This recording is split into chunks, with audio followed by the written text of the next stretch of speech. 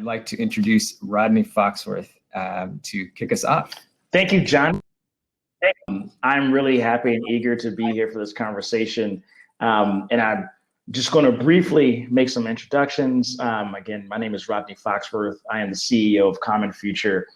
Common Future is a US-based national nonprofit.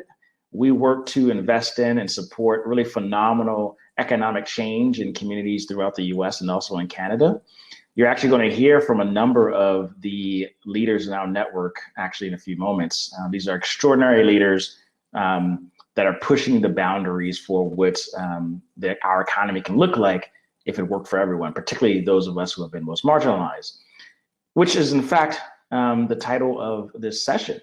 So again, thank you for joining us on this session on reparative capital for marginalized communities.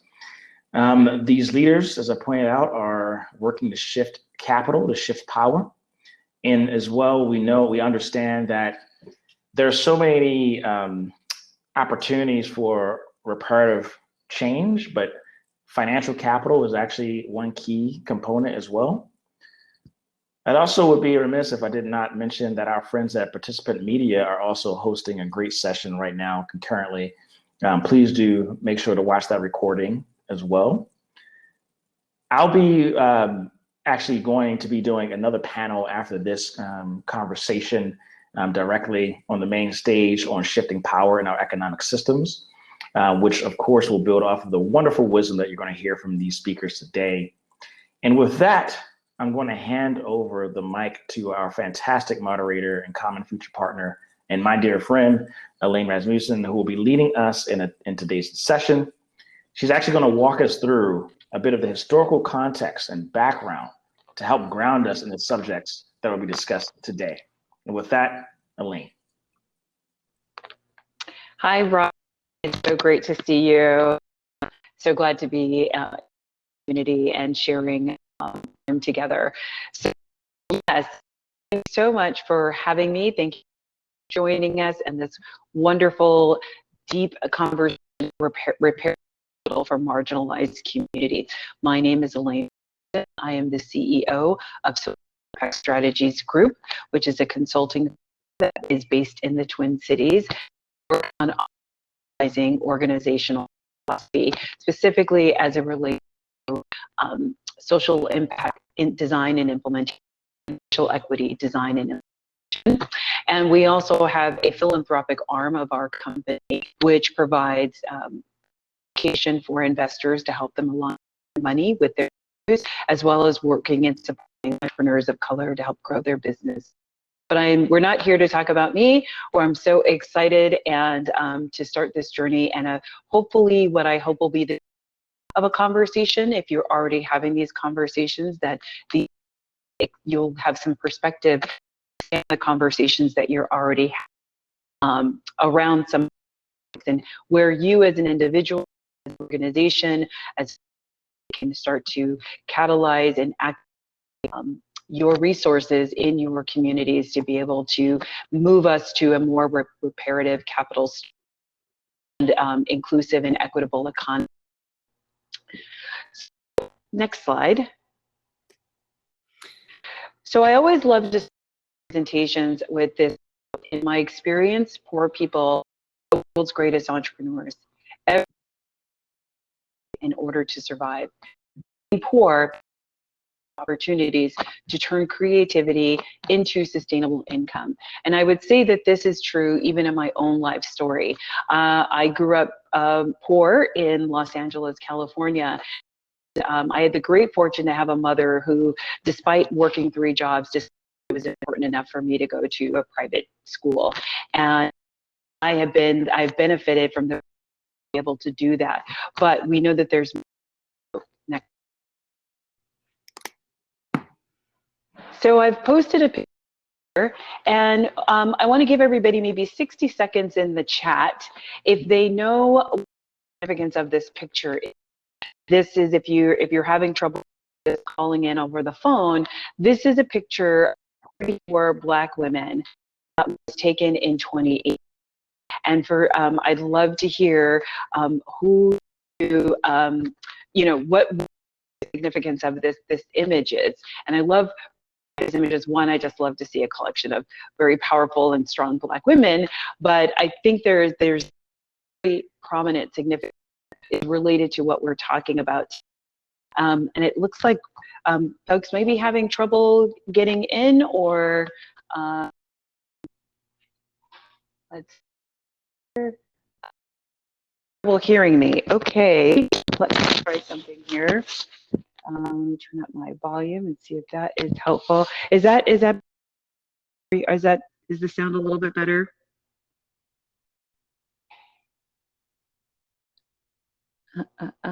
Okay, so for us to keep it moving, so this represents a 20 Vogue cover magazine cover, and it is the 34 Black women founders who raised over $1 million between 2019. It's very significant that all the women who were able to raise over $1 million could fit on a magazine cover. And I chose to speak graphically to where are we in this conversation about reparative economics, building a reparative economy. Is give you this brief overview of what is the system. No, but I really want you to understand how deeply entrenched this racism and overt racism that we're seeing more a prominent resurgence of here in our community. So if you're familiar with economics, if you've ever economics, more than likely you will be familiar with this term called the J. And I think it's really important when we talk about how racism is and how so much of what we are seeing today is embedded in the land and stolen labor this country was built on. The traces even in subjects like economics, which I've had disagreement that some folks feel economics is neutral. They're really, and I would argue against that. Next slide. And this is why one of the underlying currents of one of the principles of economics, which is the J curve, is actually built on the principle of the return on investment for a slave and the life cycle of what kind of production you can get out of a slave. And so when we see that even our basic economic system is built off of this very fundamental table, graph, it hope to open up like how deeply entrenched racism is and the oppression of one community or one set of people over another set of people is so deeply in the system. Next slide. So what does this look like in real time? It's great to talk about this in philosophy, but I want to demonstrate in an actual practicality. So I talked about in my introduction that how do you operationalize your philosophy? How do you operationalize your social or racial equity goals? What does that look like? So I'm going to walk you through how did we get here from looking at a real life example. Next slide. I'm going to talk about this through the lens of an economic mathematical form, present value of money. The inverse of that is the future. Once again, if you've studied finance or if you've studied economics, this will probably be more familiar to you. But for those of you who are not familiar with this term, it's really thinking about, if I have $1 today, what will be the possible value of that dollar in the future? What is the dollar that I have today? What was the value of it in some time in the past? And there's to figure that out. And by using the calculation of present day value, let's see, while we're using this figure of present day value, we can actually start to see, oh, it's coming up really choppy. You know what, I'm gonna see if I can switch from my phone onto my computer, and maybe that will solve the problem. So give me one hot second here. So sorry about the technical complications. See if this is better. Are you hearing me? Is this better?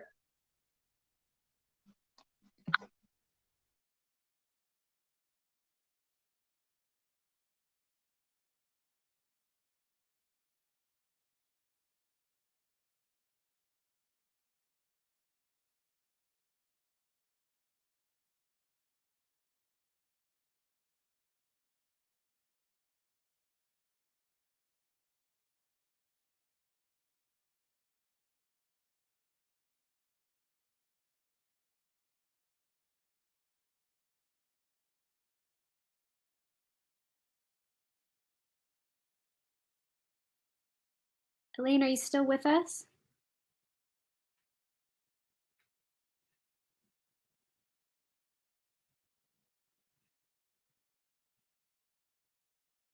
Can the rest of the participants hear me? Yes, okay. Looks like I'm here and Elaine is coming back. Thank you. Next slide.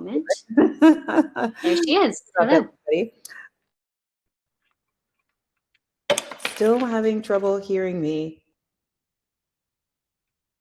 Are you hearing me? I think that's better, Elaine. I think we're good to go. Okay, awesome. Next slide. I'll try to move this along so I don't take away too much from my co-panelists. So here's how the notion of the formula of present day value actually works. So if we're looking at some point in the future, and what I hopefully will be able to see, there is one line on the left side of these bands of colors, and there's another life cycle that's represented on the right hand side. And I'm sure it won't take you very much time to figure out who we're talking about when we're looking at life trajectory and how wealth can be built. Something as small as being a landowner 300-400 years ago, we get to see that life cycle of what is the financial and economic benefit of that life versus the life of a person who's born in bondage, right?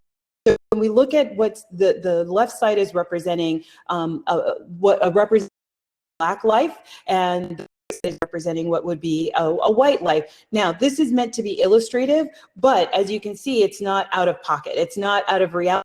This could be the life cycle. This is actually optimal, right? Life cycle of a Black person. This was optimal. This was actually probably like the best it was going to be. And we know that most community does not live up to that. So this is actually far worse than what we are seeing in this slide. Next slide. So when we look and actually now look at this mathematically, so I love math. Anybody who works with me, I'm like, let's break out the calculator. I love to do math. So let's really what this means. So if we look at the first slide in the top left-hand corner, we see that $100 that we talked about in the previous slide being a present-day value in 1600 or 1700, right? 40 years in the future, that $100 equates to $326, which for us in this present moment in time doesn't seem like a lot, but it is a lot in that particular point in time, right? So let's take that same $100 point in time and let's years in the future. That $100 now has a value of $8,425. So the way that I like to think about these things is like, okay, if the value is the future value is $8,000, the way that you can think about, well, what does that really translate to? Well, if bread is 5 cents, that kind of tells you what is the wealth in that $8,000. So let's take though that number and actually far into the future. When we talk about in the Native community, 7 generations, right? 400 or 500 years, that same $100 has a future value of $262 million. So let's be clear. When we're talking about a future value of $262 million, which is the future wealth that's created, we're not talking about a particular one individual, but we are talking about the collective wealth who are that $100 talking about. And that's when we can clearly see the wealth gap between that person who was born into bondage or stolen from their land and not being able to own their 2 or 3 or 4 generations versus the person who started off owning some kind of land or some kind of property or some people that led to their multi-family generational wealth. Next slide.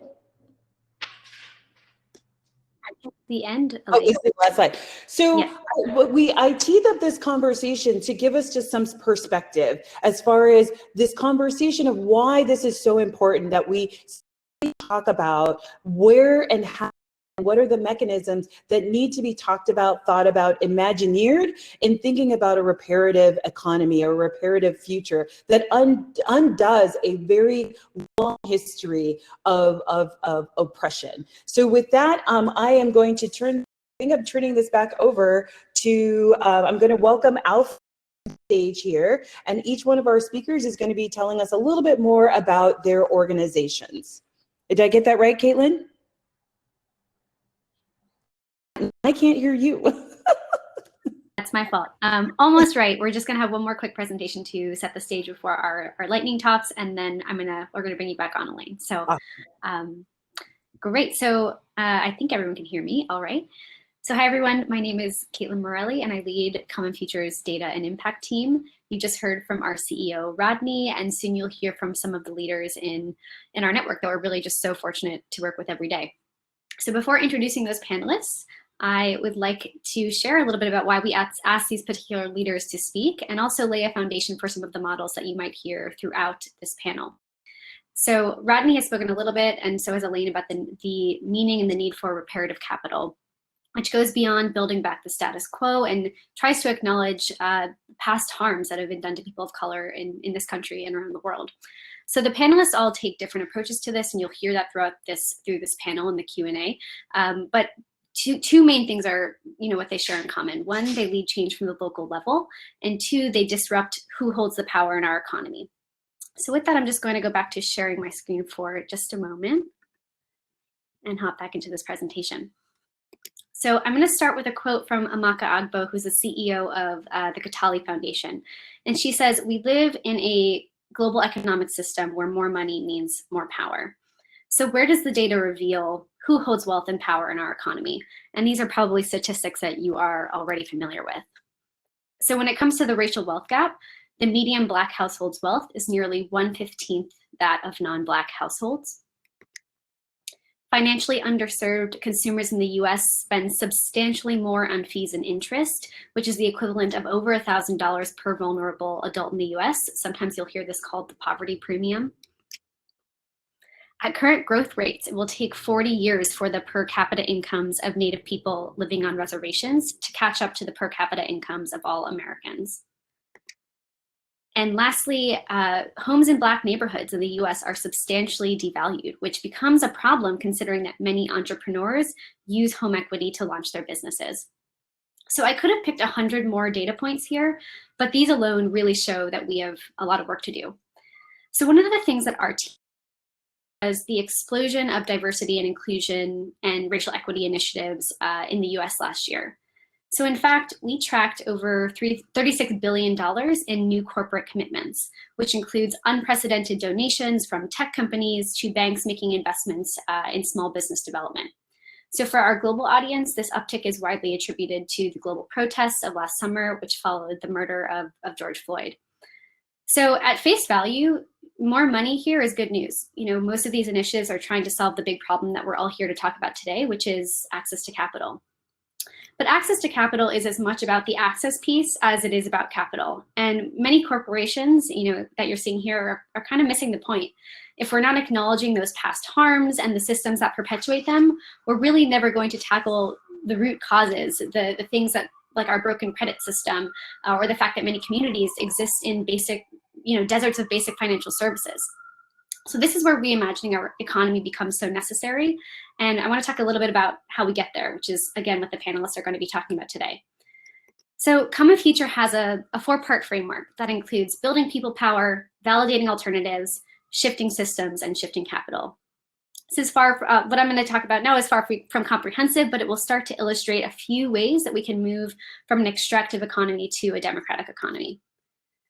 So first, we need to create systems that are rooted in cooperation instead of competition. One of the best ways to do this is investing in strategies that transition businesses to employee ownership or cooperative models, meaning they are collectively run and owned by workers.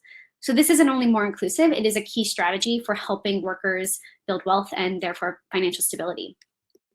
Second, it's important that we reframe and transform our financial systems. So this can look like a lot of things. It can look like institutions shifting their assets to BIPOC fund managers, or working with philanthropic institutions to help them align their endowments, not only their grant making, with their missions. When it comes to validating alternative, this is where we put those theories into practice. So when it comes to capital for entrepreneurs, we must invest in new models and products that do this, that help meet the needs of small businesses. So this can mean loaning capital using relationships as a proxy for trust instead of just credit scores, which we know have been broken for a long time, or coming up with new products that fit entrepreneurs' needs outside of debt and equity, things like revenue-based financing.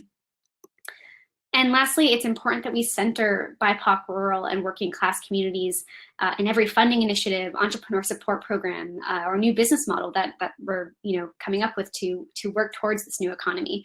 And this is something that you'll notice as a through line throughout the work that you hear from our panelists. So if you want to learn more about the wealth building strategies that you're hearing about today, you could follow the panelists or comment feature on social media, or you can also check out our new Substack called The Great Mirror, where we'll be talking about these access to capital strategies and also some of those corporate giving campaigns. So with that, I'm excited to finally introduce our panelists for their lightning talks. And following that, Elaine will join us again and moderate an amazing panel discussion and a Q&A. So definitely stick around with that. So I am now going to welcome Alpha to the screen and hop off. You could give us just one moment.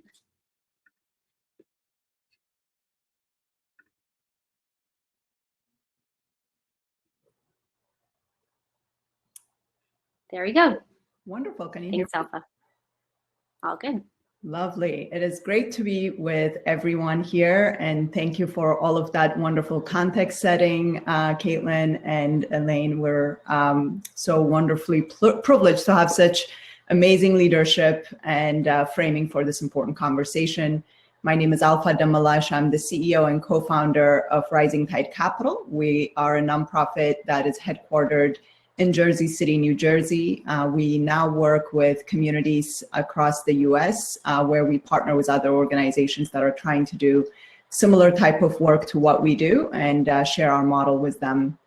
You can learn more about our work at risingtidecapital.org, but I'm gonna take a few minutes here to share a little bit about what we mean by reparative capital. I think we are living in a moment that's unprecedented at in this pandemic world. There have been so many things that are shifting day by day, unprecedented again, including just the amount of capital that is flowing into communities, both from the private sector and the public sector. So we can look at that and say that is very encouraging. You just saw the slide from Caitlin with the $34 billion from corporate commitments. I can also attest that here in New Jersey alone, from just the American Rescue Act that just passed, there will be $25 billion more that will be flowing into just New Jersey. When you're looking at our economic development work, for example, there has been $214 million that have flowed out as grants to small businesses and entrepreneurs in just New Jersey. This is unprecedented. In the 17 years that I've been working at Rising Tide Capital, which I am privileged to have co-founded, there's never been grant monies to flow into small businesses and micro businesses. There just hasn't been the mechanisms, but now they're flowing. And this is important because it sets I think, a powerful example for us of what is possible when both the right task environment and the kind of urgency that we're seeing catalyzed by the events of this past year, including the murder of George Floyd, can help set our priorities straight. And at Rising Tide Capital, we started out looking at entrepreneurship, particularly community-based entrepreneurship in communities of color, because we saw that as being critical to the ability of entrepreneurs, to the ability of families really and households to build the kind of security that they need in a world that is predominantly a financialized economy. They need money to be able to eat. They need money to be able to save for the types of things that enable their communities to have access to higher education and a lot of the services that are needed for them to be able to provide a baseline of access to the kind of wealth and equity we're all looking for. And so entrepreneurship, by and large, is something that is wanted, in particular in the US. It's part of the American dream. It is what immigrants like myself, I was not born and raised in the US. I actually came from Ethiopia to the US. So entrepreneurship is something that is highlighted as a key feature of what the American dream is all about. But I could say that a big part of the lessons I learned since arriving here is that there are significant barriers that are not just limited to access to financial capital, but really the other forms of capital that are necessary for entrepreneurs to be able to establish their businesses, particularly when they're starting out with the kind of historic inequities and the kinds of structural racism that have undergirded the realities that is now backed up by data and by anecdotes and by stories that are unfolding in front of us. And so the kinds of capital that I'm talking about are not just financial capital, but also social capital and access to know-how. The vast majority of entrepreneurs in communities of color are not only looking for financial capital, but they're also looking for decision support. They're looking for being able to make meaning of the kind of information and opportunities and challenges that they're trying to solve for, and being able to actually advance their enterprises in ways that are taking into account this kind of wisdom and access to information and social capital. And that, by and large, is highly fragmented or non-existent. And so there are structural barriers that we must address, and doing so in an integrated fashion is absolutely critical. I'm excited to be able to be a part of this conversation and share more about how, not only how our model works, but how this can help address systemic inequities. Thank you again for having us and for having me, and I look forward to speaking again soon. Thank you so much. I thought that was incredible. And up next, we're going to have our next speaker, Brendon Martin. So Brendon, if you could join the stage. Brendon is with the Working World and also with Seed Commons. Okay, am I on? Perfect. Fantastic. All right, thank you so much, Lauren, and thank you, Alpha. I love getting to follow Alpha and really to be on this panel of this extraordinary group of people. It's a subject matter that's one of the most important ones we can talk about, and with some of the greatest people we could talk about it with. So my name is Brendon Martin. I am the co-director of the Seed Commons. What is the Seed Commons?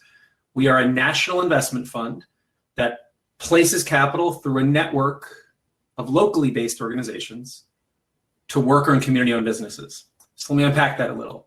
Yes, we are in the old word local. We are both global and local. We have national. We have a national fund, and then we have local players, local organizations around the country who are locally accountable, local relationships, local knowledge, and are part of a local community. But in this case, the central part of our work, for which I work, is actually controlled by the local members. We are democratic. We are a cooperative of local members who control the central work. We also invest in distributed ownership. So we place capital in worker and community-owned businesses. So what's different about us than normal investment funds? We're democratically controlled, and we place money in distributed ownership. And lest we use non-extractive finance to do it. We know that we have to build wealth rather than extract wealth from our investments. We build local community-owned wealth. Our investment terms reflect in their nuts and bolts details that value. And then we do it with a lot of technical assistance. We're here not just to close the capital gap, but all the gaps of privilege, the gaps of training, and the gaps of capital that can exist as barriers for people to build wealth in their community. And this has been extremely successful. We've invested $15 million so far. 89% have been to people of color. 99% have been in low-income communities. And our current intention is to do another 100 million of investments in the next 5 years. And yet this is just a demonstration. Our work is to show how capital can behave and perform differently in society. And that's capital writ large. This is not a side project. This is an idea of a systems project. So our intention is not to change that system ourselves, but to show what's possible so the system around us can change as well. So what's the point? What is that we're trying to demonstrate? That capital can behave differently. That capital can relate to people differently. It inverts, very importantly, the power and therefore the benefit that flows from the relationships we have with capital. So in this case, rather than capital using people, capital forms, it hires and fires people. In this case, people get to use capital. People form, people hire and fire capital. Capital, another way to put it is that capital becomes a tool and people are actors rather than capital acting upon people. And this is actually the primitive idea of what capital would be. If you ask a kid, how does it work to invest in a business? They'd say, oh, people decide to borrow some capital and use it to make returns. And it's sort of as one of our sad coming of age realizations in the modern world, we realize that for the most part, capital forms and it makes the decisions over people's lives. In this system, we go back to that primitive idea that a child might have about how capital would work. And there is a basic return to investment capital, but the wealth creation in large is for communities. And I mentioned that this has been very successful. So how well does this work? Why is this not just charitable? Capital just taking less returns and leaving it for communities. Well, first of all, cooperative businesses aren't just a unicorn idea, a pie in the sky. Cooperative businesses are actually more successful than traditionally owned businesses. That's across thousands of businesses, longitudinally across time, studies of all different parts of the world. They have higher profits, they keep jobs around longer, they continually reinvest for higher skilled and higher value work rather than vacating the value of a company and moving it elsewhere. What about how our fund works? This fund is actually less risky for investors by and large. Of course, from an investment standpoint, you can never promise future returns based on past performance. But if you look at the fundamentals that underlie it, first of all, we're not just as a fund taking less returns, we're creating partners out in the field.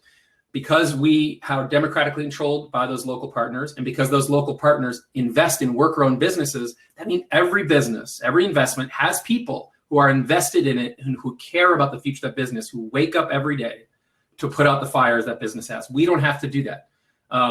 We just give them the support to achieve that. So you don't just give away returns, you actually gain invested partners. And also, we are crowdsourced. We as an investment fund don't have to know everything. We don't think we are the smartest people in the room who can invest millions and billions of dollars centrally and know where it should go locally. The local partners decide that. That's what's now called crowdsourcing. It used to be called just organizing and community-based work. One example of how this is performed, New Era Windows, there's a $3 million placement. They have gone from being just 15 worker owners who started it now to 35.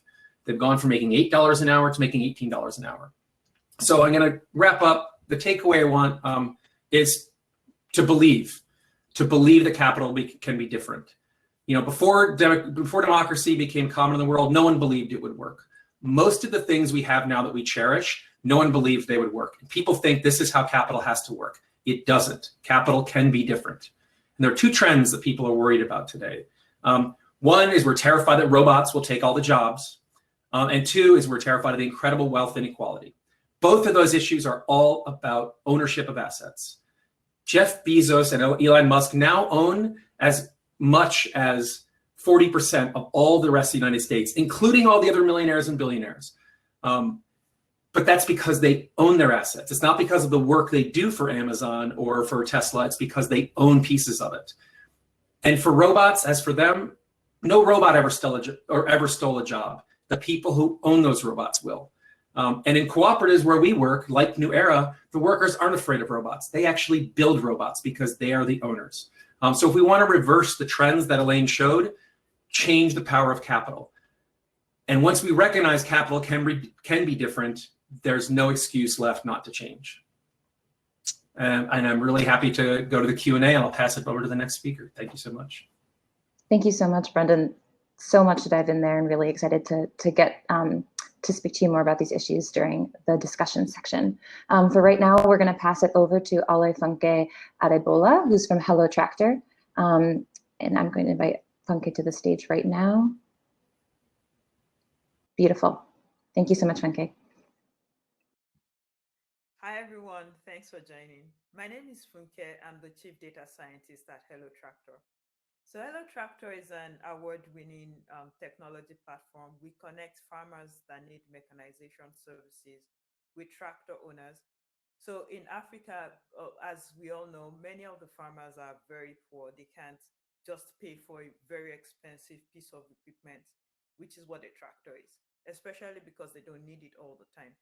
So think of it as like an airplane. You don't need an airplane all the time. You buy a ticket. So we are the intermediary between, we have a technology platform that connects both groups of people. But one thing we found out is there are not so many tractors in Africa. Again, people are very poor, they can't pay for a tractor. So we came up with this innovative and flexible pay-as-you-go model where we work with investors, and I'll talk about one of the really cool investors we're working with right now, and they are willing to finance tractors. And on the other side, we have this service maintenance people who would service the tractors, and then we have the contractors who buy the tractors and the farmers they service. So we noticed that tractor financing is practically non-existent in many countries in Africa, and where they do exist, they're exclusive for the rich. And like the previous speakers have said, we need to create an opportunity for people to own assets. That way we can build wealth for those that own the assets. Now we work with a lot of young people who form a bulk of the work that we do, and women. So now think of it as these very poor people walk into a bank. They either tell them, go and bring some very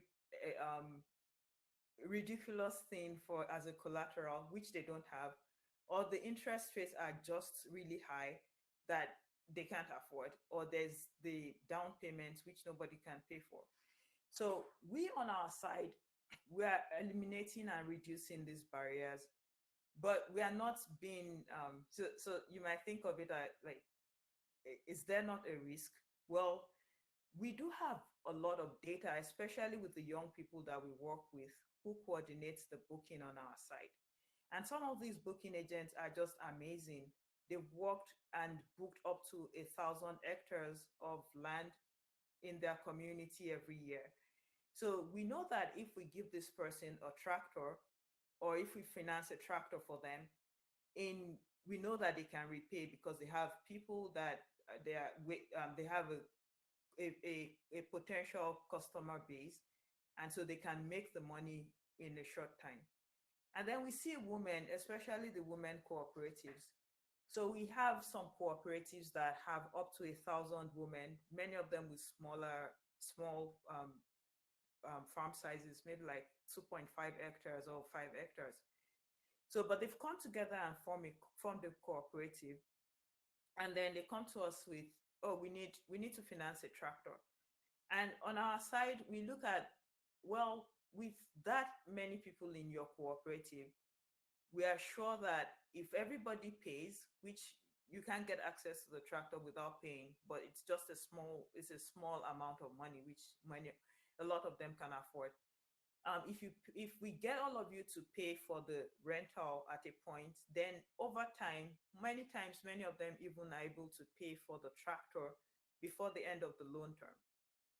So one of the ways that this investment is with our technology, with our IoT technology, which sits on a tractor, and so we can monitor the work done and the routes taken by the tractor, and we also so we can monitor all of that information. So each time the tractor works and gets paid, we take a small portion of the loan of the money that is paid. So that way we are sure that the tractor owner or the tractor driver who collected the loan is not just working and not trying to pay back. And then the rates of the loan are also designed to be higher than the depreciation rate of the tractor. So the value of the tractor is always protected. And one of the things that we've also done is to work with the banks to make sure we have digital payments. And so we just see this opportunity, and we see the need for us to come in and work in this space. And I'll be happy to continue the conversation. Thank you. Thank you so much for that, Funke. We're very excited to learn more about what you all are doing at Hellotractor.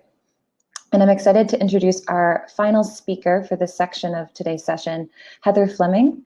Would you be able to join the stage?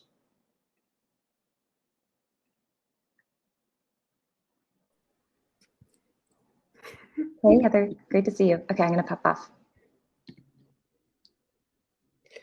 Okay, let me just do a really quick screen share and I'm going to get started. No, not that. Okay, Yat She'e, Heather Fleming, and I run Change Labs on the Navajo Nation with my co-founder, Jessica Stego. And we're a Navajo-led and Navajo-controlled organization that fosters the startup and growth of Native-owned businesses. And I started my first company, though, in San Francisco. And I remember filling out the incorporation paperwork in this big office in downtown SF.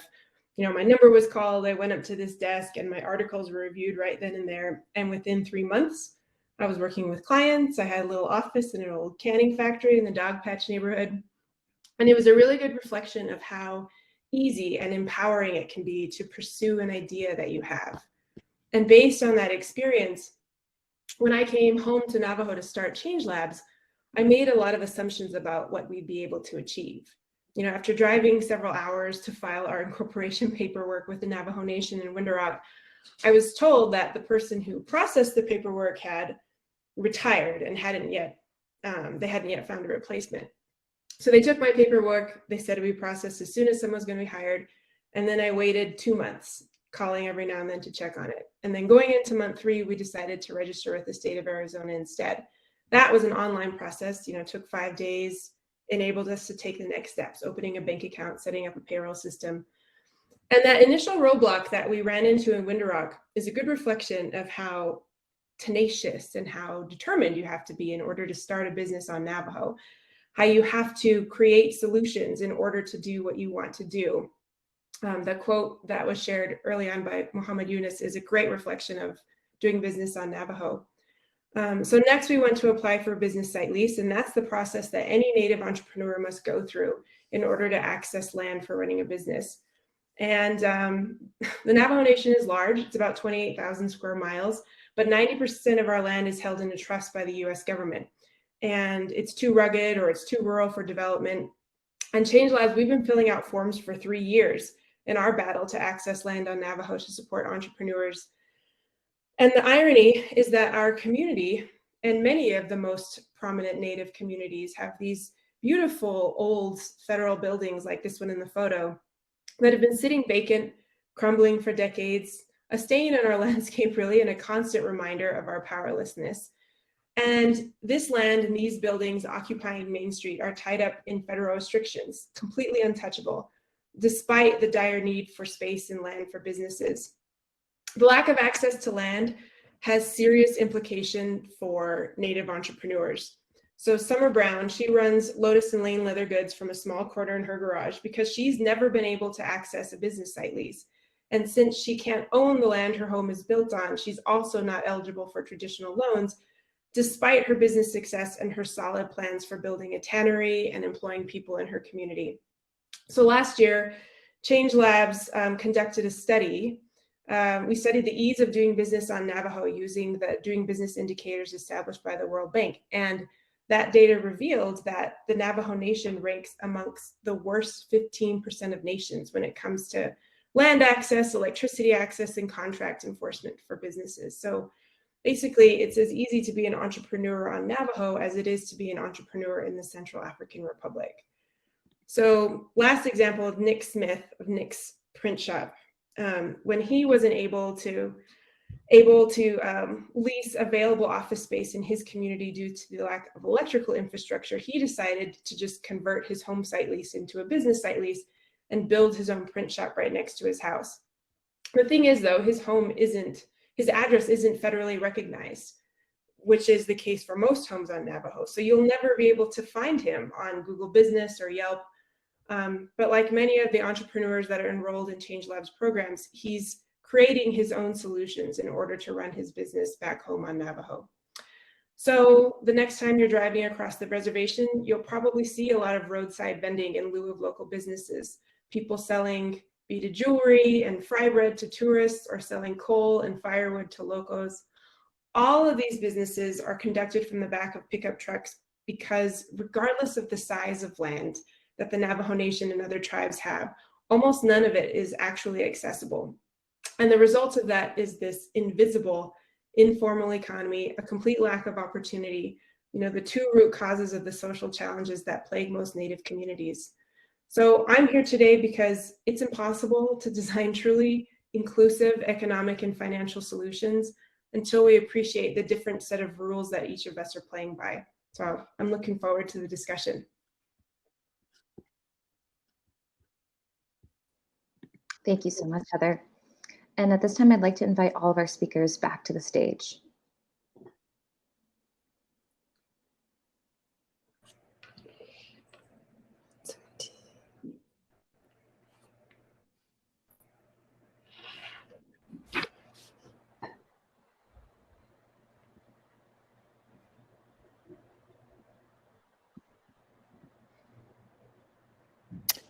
Well, awesome. Do we have everybody? Okay, Brendon, there we go. We've got, I think we've got everybody back.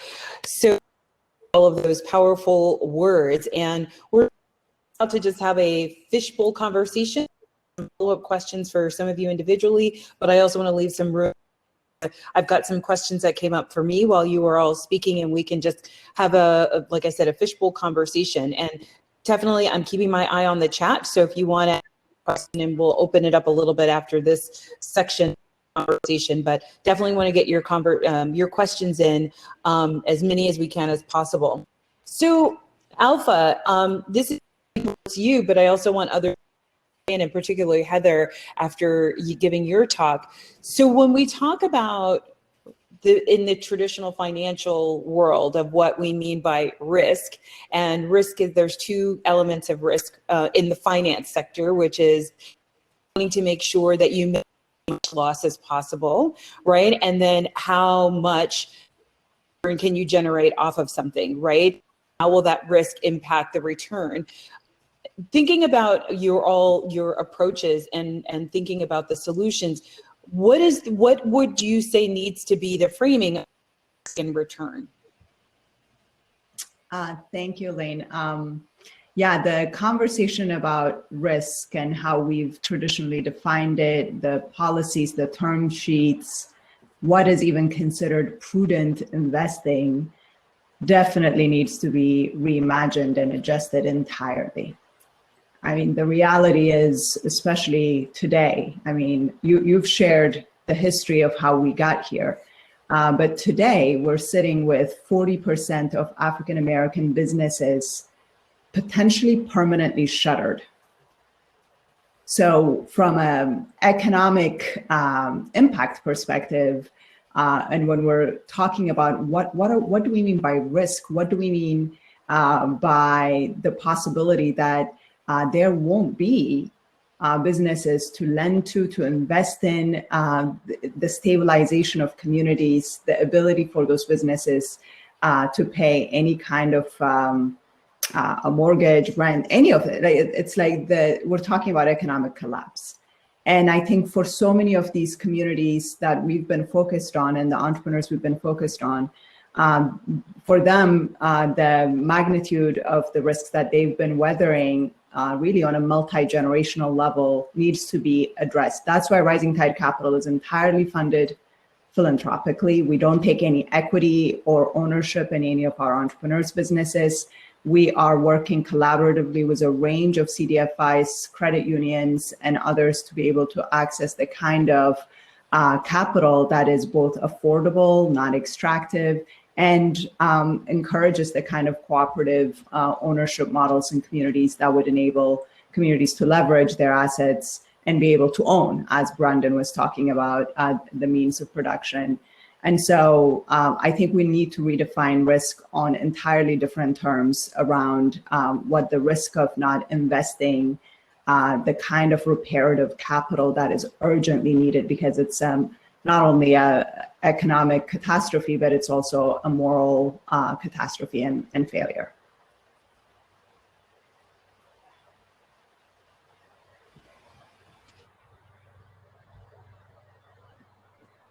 Do you have anything to add? Oh, was that for me, Elaine? I'm sorry. I missed So that's that. okay, if you like. Well, I guess what I'll add is that I'm a little bit afraid of that word risk myself, because my colleague Jess always points out that risk and failure are a complete luxury on Navajo. People don't, the whole Silicon Valley fail fast, fail early completely doesn't apply to Native communities. If you take risks, if you fail, then that's it. There's no coming back from it. I think it's a privilege and a luxury to be able to toss those two words around. And I think that's evident in our loan program. So Change Labs is part of Co-op Capital, which is a philanthropy-backed microloan program, character-based lending program that we operate for Navajo and Hopi entrepreneurs.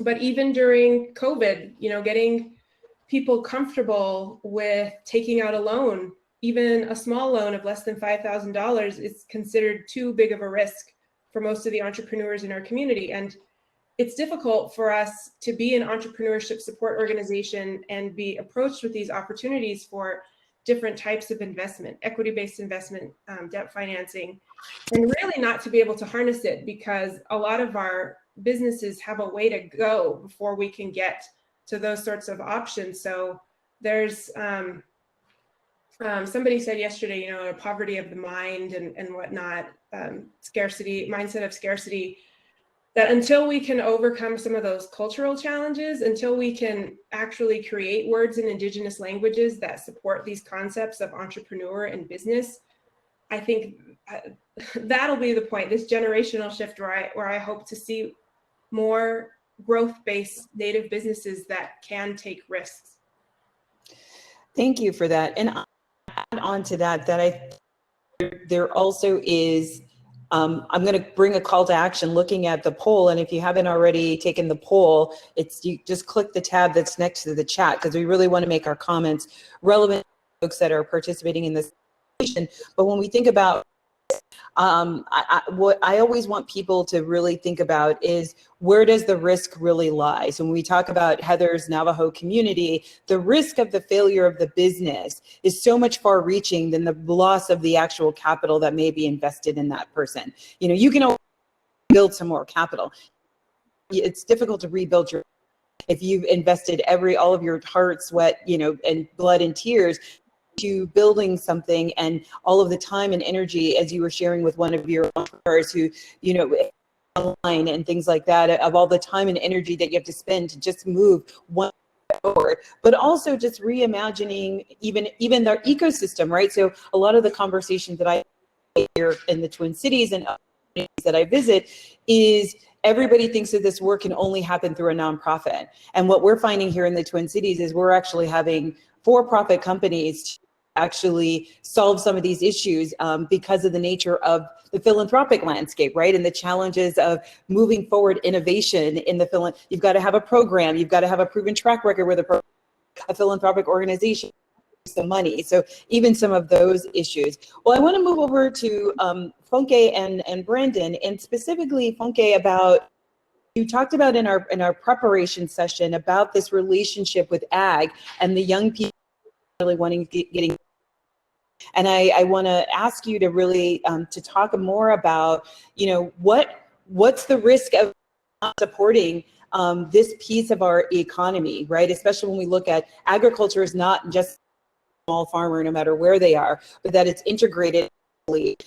Even at the most smallest levels, that we're all connected, and our food is a central part of that. So if you could share a little bit more about, what's the risk of not creating these mechanisms for supporting agriculture in the variety of ways, not just in tractors, but the full ecosystem and supply chain of not only small farmers, but just farming and. So what we see in Africa is Africa provides about 80% of the jobs. And that is, in many countries, we are seeing that the youth unemployment rates are so high. So many of the young people are going into agriculture. But many of them are just not interested in agriculture because the work is hard work. Imagine having to go with a machete and dig up holes when you can get a tractor. So we're now seeing young people who want to do agriculture, but just don't have the means of like investing in a tractor or even buying the seeds that they would plant. So what's the risk? Well, that means less food for the communities that they live in, less money if they have kids. That means their kids can't go to school or their kids can't get health care. They can't take care of their personal needs. More crime in the society. It's just going to blow up into this big thing, monster that, we never can tell how much of the community is going to consume. So that's one of the big risks. The bigger risk is seen in many communities or many countries in Africa where the rains are not as frequent as they used to be. The productivity of the land has declined because they've been farming on the same land for very many years. Not because there's no new land to farm on, but because the technology is people don't have the means to get assets that could clear the land for them to start planting on new fertile ground. So imagine just that many communities not having enough food because we are not investing in these young people that are interested in doing the work. Brandon, I'm going to take a hard right here in talking about cooperative. We're seeing a resurgence here in the Twin Cities of a Black Renaissance and of at least trying to get this whole notion, which I find is very indigenous, right? Cooperative and community first is very an indigenous. I would argue that, in many communities, particularly in other countries, their basis of their culture is built off this cooperative and community, like we're in this together, the greater good. When one of us fails, we all fail, and when we once succeed, and that many hands make light work. But it's having some traction issues, right?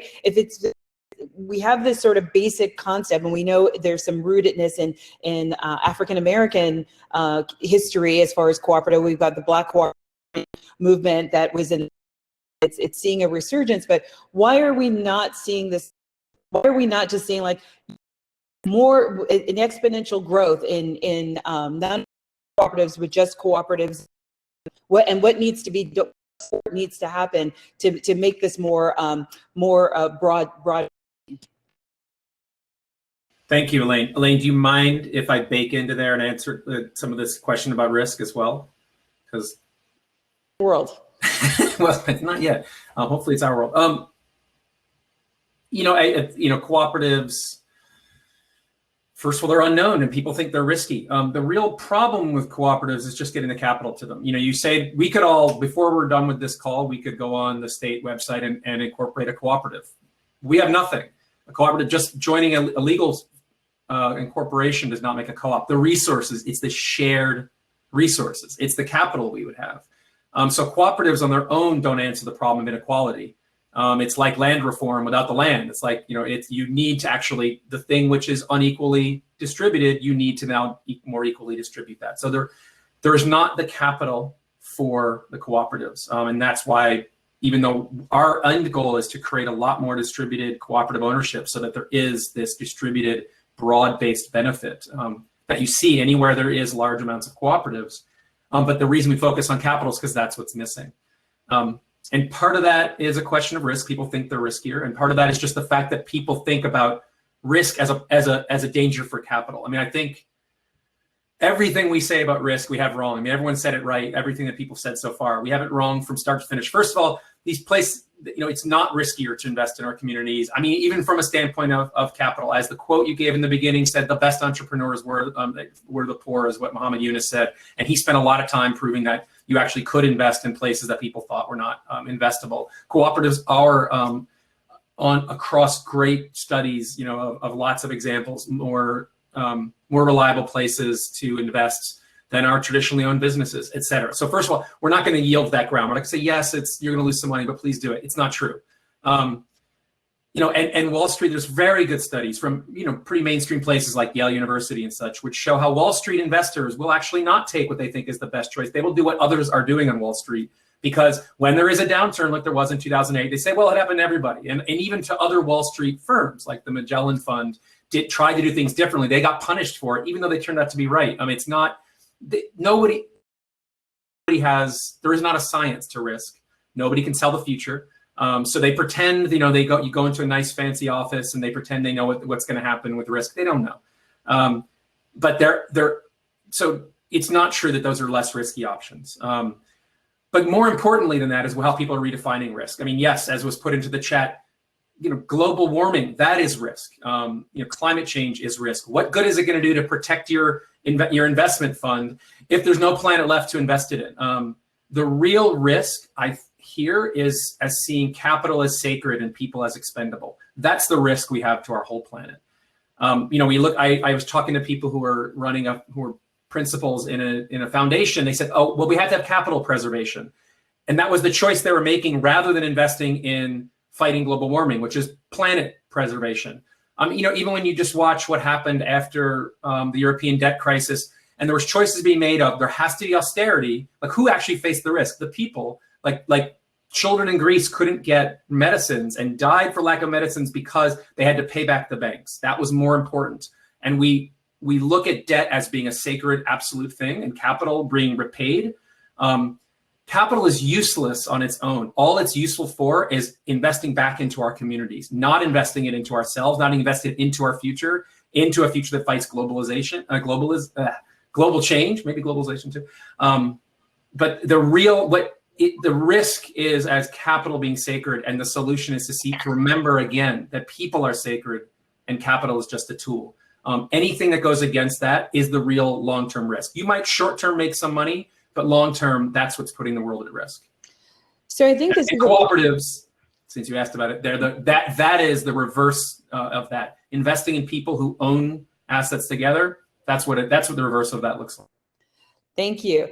And I want to kind of talk about even this notion of capital. And Heather, you brought up some rumblings of this, but think about my money story, and I think about what was the language that was taught to me about money? Because I think part of this conversation and part of some of the challenge that I think with that, what was it, $34 billion that's being dedicated, because I get a lot of calls from these folks who have made these pledges of, so where do we put the money, right? And I think this conversation about they're taking this money to put it into loans, but I think the notion of the trauma that people of color have around money is not discussed at all, right? So you can make capital available, because the other call that I offer is, I've got $3 million of debt available that's on my books that I door, and do you have some entrepreneurs get this money to, right? And it's like the distrust around the financial system, the distrust around what are the strings what are the unsaid strings around this money, and how that never really seems part of the conversation, talking about some of these. So I'd love for any of you, everyone, of like, you know, what are your thoughts on just the historical trauma and what's the word I'm looking for? I'm losing my words. And internalized around money as we try to make some of these alternative options available, and the relationship with the finance system, and what that's playing in us, being able to exponentially move, you know, not only the trajectory of entrepreneurship, but even how and where money is being moved. I mean, I can jump to start us off. Certainly, I think fear and the relationship around money and loss is so much still haunting a lot of our strategies, a lot of our conversations, and a lot of decisions about how we make investments. I could say that even in Rising Tide's founding story was an individual, a wealthy individual who gave us our initial capital to start the nonprofit. He was an entrepreneur, is an entrepreneur still, and gave us $250,000 over 2 years to get this nonprofit off the ground, and did not want to see any return. And for that man, the return is that he had seeded a flagship entrepreneurship program that now works with over 1,000 entrepreneurs a year, a community of 3,000 entrepreneurs, many of whom came together across the state to support one another, to feed one another, to sew masks for the most vulnerable, to do phenomenal things. So return, and that guy, his value system was to say the purpose of life is to learn how to love well. So, bringing in that humanity, and we've had the conversations about risk, but the return part, the what you get, that guy had enough money that he could make a $250,000 and say, I don't need it back. But if you could seed repair, if you could reorient around love, if you can do that, that would be miraculous, and it would still be extraordinarily difficult to do. And so many others have come along, and many more need to step up who have excess capital, because the capital is concentrated and the strategies are poor. The strategies are awful for the planet and for our entire civilization. We would be the least civilized species, because within our generation, we're going to have the kind of epic loss and the kind of black swan events that we can't mitigate with money. And so if our value system is aligned to actually be back the fear-based analysis, then we can actually do the active reimagining work around what return truly looks like. So stop there. I'll add a few stories too from what we've seen on Navajo, and we struggle with anytime we have any conversations about money or financial management, wealth literacy. I mentioned early on that we don't have any words in Navajo, and I've actually asked some friends from Zuni, Hopi, some of the other Pueblo tribes the same question. And there's not a lot out there in terms of direct translations for this concept of business or the concept of entrepreneur. And I think that is part of the root cause behind, if I survey people that are enrolled in an entrepreneurship course, what they think about those words, a lot of them have really negative connotations.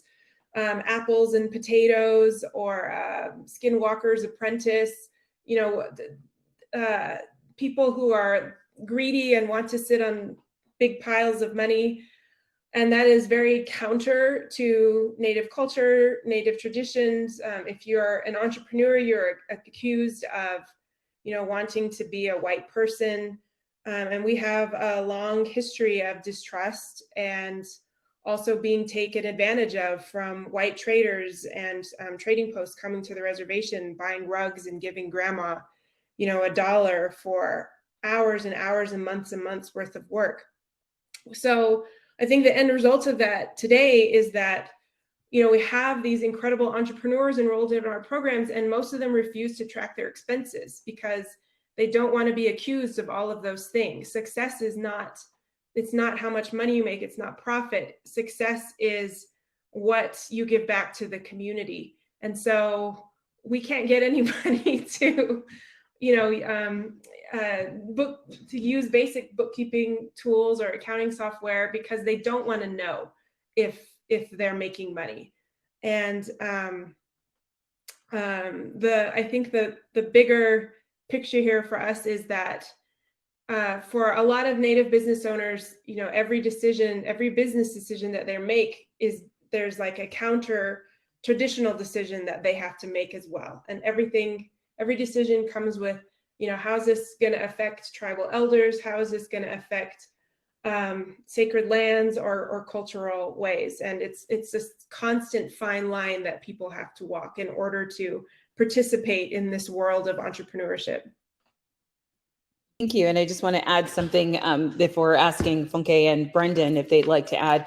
I just want to talk about something that's actually in the chat, because I would argue that, the comment in the chat is around, some of the fear is around scarcity. And I want to challenge that notion. I think we have some real scarcity, right? In the planet, right? That is a scarce resource. We have one planet.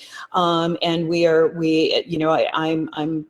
a descendant of Hopi and So I share some of those values around, we need to be thinking about every decision that we make today. What is the impact 7 generations from now? And that is not, we have to, that's also part of risk, right? What is the risk? What is the harm that I'm putting out in the decisions that I'm making? And that sounds a little bit about what you're saying, but I would challenge this notion of some of the other scarcity. When we look at somebody like Theranos raising $900 million for a product that didn't exist, what I usually tell our entrepreneurs is, out there. Like, money is not the problem. There is plenty of money. It needs to be redirected, right? And it needs to be thought about different. And I love what you all are saying about, because what I'm hearing is closer alignment with values and money, right? And so when you talk about the person, Alpha, who supported the start of the organization with a $250,000 gift, and I'm aligning the values, I'm like, I'm aligning my money with my values and my money with what I want to see the future to be, and being unapologetic about that,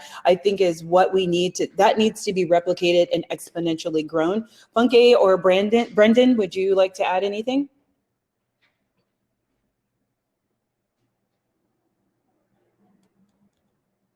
Yeah, I can start. I mean, we come from a different space. We have a whole set of different challenges. Now, there are people there who just need that money, but it's not okay. So there are people in there who just need that money, but the money is just not coming because people are not.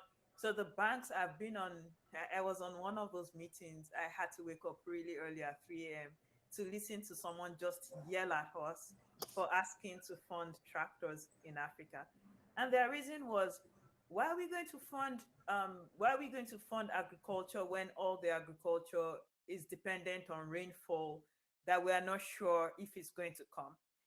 And we try to make them see that this is for the better good, this is for everyone, but they just would not see. Just recently, we were fortunate to get the Islamic Development Bank fund tractors, and they are offering these tractors at a no interest. It's no interest rate. You just refund the exact amount that was loaned to you, which is very impressive. But those are really not things you see every time. And there are these farmers or women, female cooperatives, or young people that are just waiting for someone to fund them. They would pay back. We are sure that they would pay back. And if they can't pay back, the money that is owed on the tractor is way more. The money that is owed on the tractor is way less than what they've paid. But people are it's just so difficult convincing. So we've had to work on, like you're describing, risk. We've had to create, and we're fortunate to have one of our partners work with us on creating a risk document, which is very impressive. I mean, it was a big organization which would have cost us cost of an arm and a leg, but they were kind enough to do it for us for free. And it will just help us with the risk and assess each person based on what they can afford, so that we are not just giving out loans indiscriminately. Brendon, do you have anything to add? Yeah, sure. It's very true. There's plenty of money out there. There's more money. I believe the statistic is that more money was printed since the financial crisis of 2008 than the entire history of the United States before then. And so what did that money go to? I mean, as we know, it went to shore up the financial institutions that were at risk through quantitative easing, not the homeowners who are at risk, who lost their homes. And it's not coincidental that every year since then, a record number of billionaires were created, and they keep breaking the prior year's record. So where did that money go? It didn't, that doesn't come out of nowhere. The money had to come from somewhere, and yet the rest of America has not gotten richer. So the money can be there, and it's how you deploy it. And you also, we confuse money with value. We lose money, we think we lost value. Money is only worth things we can buy with it now. Those are the things that have value. Labor, services people offer, the land. That if you have a pile of money and there's nothing to buy, it's worth nothing. Hence, your money has much more risk from global warming than it does from losing a few percent a year. Money is not what can be lost. It's not the value that can be lost. What's lost is the value that, like Funke is talking about and Heather is talking about, of people who are not actually given the assets to be productive, of poor communities across the world, of mostly lots of Black and brown communities that are underinvested in. That's value that's lost and will never be gained back. So you talked about historical trauma. How do you actually right the wrongs that have happened historically? Well, most of the places that have been wronged historically still are suffering from that lack of investment. That's lost value. That money that can be printed, the money that's printed just helps us make decisions on where to invest. It's not the actual value that's created. Where if we want to maximize the value that's created and lower the risk, investing in those communities who haven't historically been invested in, that's the way we can maximize value to the world. Not about maximizing money, but about maximizing that value. And I think what you and Funke are there's an underlying thread of that. What I talk about here in the Twin Cities and other communities that I visit is this misconception or this misalignment around innovation, because that's the buzzword right now, right? Everybody wants to fund innovation, right? And in Funke's case, we're talking about an analog solution, an important, super analog solution that has exponential impact, positive and an exponential return, not only financially for the farmers, but also the community and the planet and all of those things. And one of the things that I find is really frustrating, particularly when it comes to our changemaker community and our philanthropic community, is that there's a lot of focus, even in my own state, we have a person who's in Minnesota, left to California, to Silicon Valley, has now come back. And a lot of the programming that's coming out of the State Department is around funding and supporting tech. And I'm like, yeah, but that only represents 15% of an economy, our particular economy. And most of the Black and brown businesses are not in tech. So, but you're saying that you want to create these benchmarks around supporting Black and brown-led tech businesses, but there's no waterway leading up to. And there's no STEM programs, there's very few STEM programs in Black and brown schools, but you think that where are they going to come from if there was no waterway to get to that for them to be an entrepreneur? But also tech is not always the solution. Sometimes when we talk about what you're talking about, Heather, is like, I need space. That's an analog solution, right?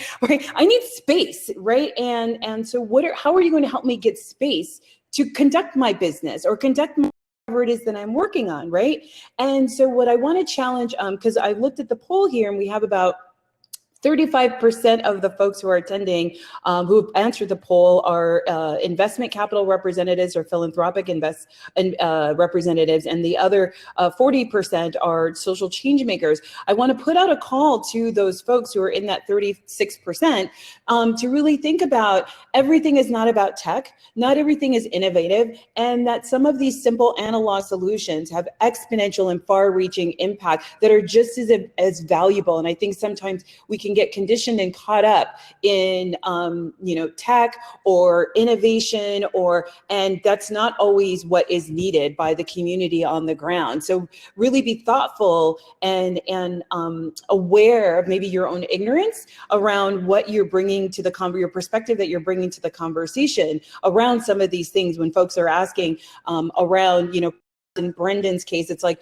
hey, this group of folks, they need some grant capital to just figure out the cooperative structure, right? That is just as important to make sure that the more that can happen means you're actually de-risking a future investment, right? You're making it more plausible for the business to be successful by giving them some of that support. So we're also working on an integrated capital fund where we're pairing grant and debt and equity all together to work together as a capital plan, as opposed to, but it requires of like, hey, we understand that you need some wraparound services. I think Alpha, you talked a little bit about that. You need some wraparound services, and Heather, you talked a little bit about that of like, hey, we're gonna have conversations with you. We're gonna sit down and break bread with you because we understand that there's some psychology that needs to be honored in these conversations in order for you to be able to move the needle forward on whatever it is you're working on. So my question now to all of you now is really around, you can either do one of two things. We've got a little bit of time before we have to sunset. One, you can talk about, just the reflections of my comments that I just shared, or I would love to maybe talk about where do you all see technology playing into, we talked a little bit about robots, and I'm a big blockchain AI wonk. And I think that, to your point, I think it was Brendon who was talking about, the robots are not taking our jobs, but how do we actually use this technology, which we know some people are not using for good. But I do see that there are lots of social benefit implications around how we can move capital faster, how we can, I call it digitizing our relationships, right? It's not meant as a replacement, but the fact that if I have a relationship with Brendon or Alpha or Heather or Funke, that if we can have some way of digitally streamlining that relationship, we can do things across platforms by the nature of us already having a pre-existing relationship. So I'd love your thoughts on either of those things, my comments before, or thoughts around what's the relationship with blockchain and AI in this work around capital and entrepreneur in reparative capital. I can jump in and say that I think your comments and the comments of my colleagues, and I'm following the chat as well, does make me think about, again, like centering the values conversation and the mindset shifts that need to happen. Because even when we talk about technology, I'm an African, Funke, right there with you, and spend a lot of time studying Rwanda and the Congo and that conflict, that world war that kills literally tens and millions of children. I could cry about it just thinking about it. That's driven so much by this thing called Colton, and it doesn't require tons and tons of technology to pull it up, right? So when we talk about technology and technology-based businesses, if we're social entrepreneurs, if we're truly from the right consciousness and mindset, we have to understand that we're driving up demand for the very thing that is soaking the soil of a continent from which, it's extremely upsetting, right? So we have to look at the entire ecosystem. We have to look at when we're pushing for something, when we're pushing for certain kind of demand, it's destroying parts of our humanity, part of our human family, part of our planet. So we have to look at the supply chain. And guess what? That's not just Apple's responsibility, even though they're the ones, the technology firms are the ones who are purchasing. And yes, therefore, the supply chain link, maybe they're, 4 steps removed, but there's a direct relationship there between our purchasing, the kinds of strategies we're advancing, the kind of vision of the world that we're advancing, and what it means for the children in those communities, in that country, that are brown and black and that are dying because of this. So it's very, very important that we take moral responsibility.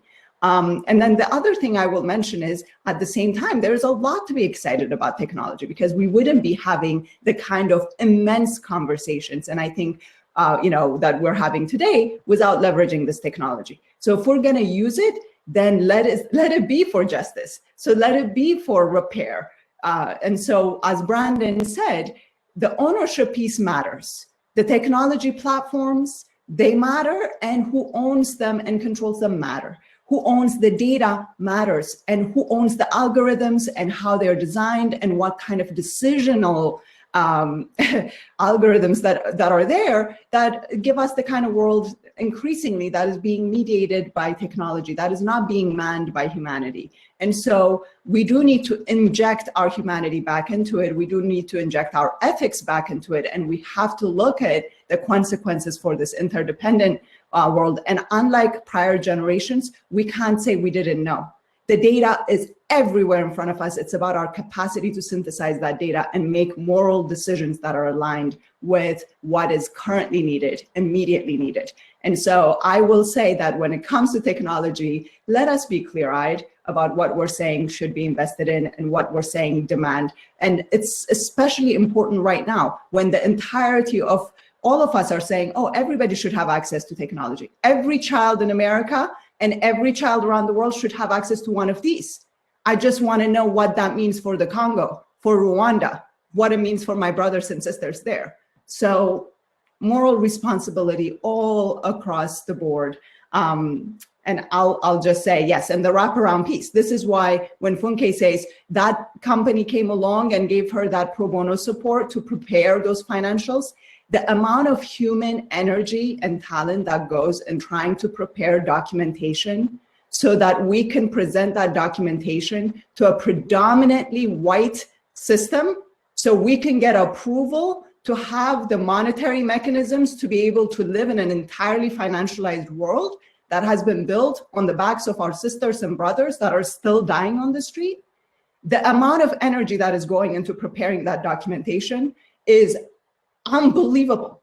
Unbelievable. If we spend that amount of time taking care of our children or actually having time to till the ground, we may not even need the tractors. We may be able to till the ground if we didn't have to spend all that time doing that kind of work. But if that is the world that we do have, then we do need investment in the kind of support to A, make it easier, and B, for that not to be borne by debt that somebody then borrows to pay somebody else to prepare the kind of documentation, to get the money, to have, what is the return profile there for that entrepreneur then? So yes, we need to make all kinds of adjustments. Well, you were getting all kinds of snaps in the chat. Anybody else want to add on to this?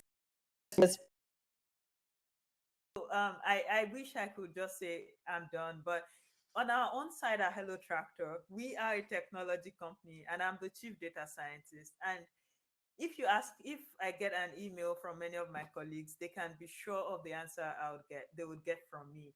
What's in it for the farmers? We're all about what's the benefit of whatever it is we are creating or whatever solution. What does it mean? What's the bigger picture? How does it improve the life of the farmers that we're serving? So one of the ways that we're working with data is most of our farmers, like with many farmers in Africa, just lack access to information, like basic information that we take for granted here. They don't have it because nobody's giving it out to them. And so we've stepped in, and one of the things we are doing right now, like we're talking about the tractors, is we set up everybody that gets the loan for the tractor, we set them up for success. And what do I mean by that? We created this routes tool, which it's based on data. We integrated rainfall data and booking data. So we know where the farmers are. We know when how much historical rainfall data. We know how many farmers in a community have requested tractors in the past. So we let the tractor owner or whoever it is that got the loan know that if you go to this location and you stay there for 2 months, you are plowing the land or harvesting maize or rice, then you can make this much money. And at the end of the year, this is how much profit you would make. And if you continue to, because we are deducting the money, the loan payments right from the source, we are sure that this person would not default on the loan. And that is like really, it's really been amazing to see that these farmers are able to get their services, and the lender is able to pay for the tractor and still make some profits for himself.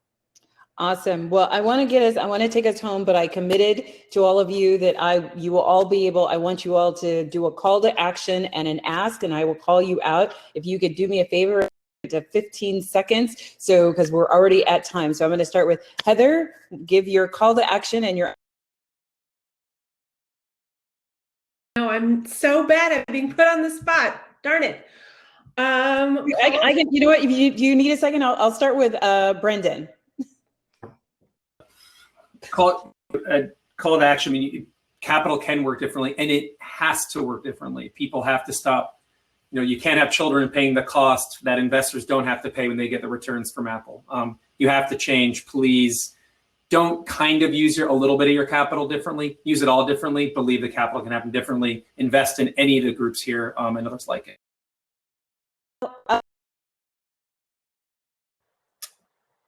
Yes, move your consciousness. Yes, trauma-informed entrepreneurship for all of us, and reimagining our economy. I would say shift the capital. This is a financialized world. Make grants. Don't philanthropy versus investment. We need the money to shift to solutions now, to groups like Heather's, to groups like mine, and to my network of partners who do this work. Awesome. Funke. I work in Africa, so I would say there are opportunities in Africa and the risk. You don't have to, well, you think of the risk, but the impact of the work that a lot of the communities have is a lot bigger than the risk. You put some in the chat, but do you want to say something? I'll just say, despite what it looks like when you drive across reservation communities, Native people are hyper entrepreneurial. There's just all these other things in the way that prohibit us from, having retail, having infrastructure. And so if anything, I encourage everybody, if you're interested in investing in Native communities, talk to Native leaders, talk to Native entrepreneurs who can highlight some of these challenges. And yeah, I agree, invest in all of the panelists here. Absolutely. On myself included, I include myself in that ask, but I also want to say there's no silver bullet, so stop looking for one. We need all of these solutions. Number two, question everything, whether you're an investor or whether you're a social change maker. I like to tell our entrepreneurs and our investors, sexism is real, racism is real, the rest is movable. And with that, I thank all of my panelists for their time and energy. I would love to take this on the road, so feel free to invite us. This was really, really great. Thank you so much for all of you who attended around the world. Please reach out to us. I think our information's in the chat. We would love to, I know I would love to hear from you, and definitely get your support in all the work that we're doing. Thank you again. Have a great day or evening wherever you are, and stay well. Thank you, Elaine, and everyone.